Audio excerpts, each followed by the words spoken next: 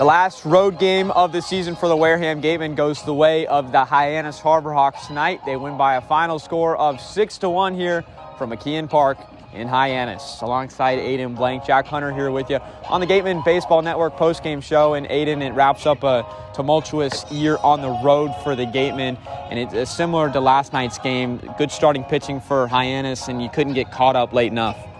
Yeah, this is going to go down as probably one of the worst records a team has had on the road in the league history. It was not pretty, and it's something that needs to get improved. In year 2 under Ryan Smyth, I think he'll probably be the first one to tell you that you can't win 2 games on the road all season and expect to have, good results come playoff time.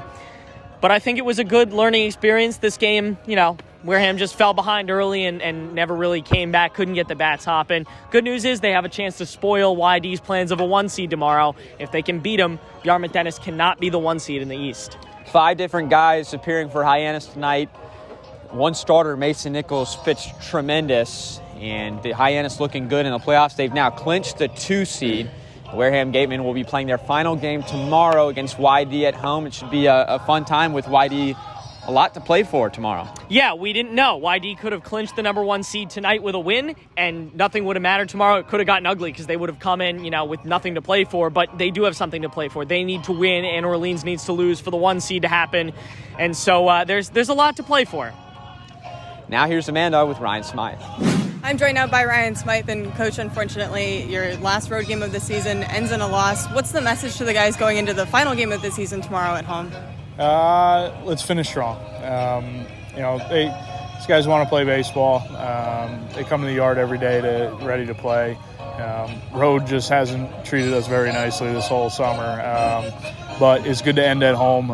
Hopefully we play an exciting game and get one last win in. And James Hepp coming in, pitching 3.2 innings, not allowing any runs, arguably one of his best performances. How important is it for the guys to come out in these last appearances and have a successful outing? It's really important for us as a coaching staff to see. I think, Hepp has certainly learned a lot being out here. And I know the struggles early on may have, gotten to him a little bit. And he really worked on his craft, started, trusting us a little bit. And, and seeing him come out, and even his last outing wasn't bad either. It was fairly good.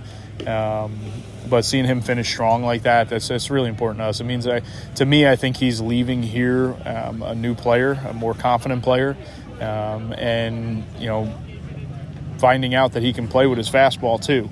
And I think that's what caught him up, early on in some early outings. But definitely has built his confidence out here the last outing or 2.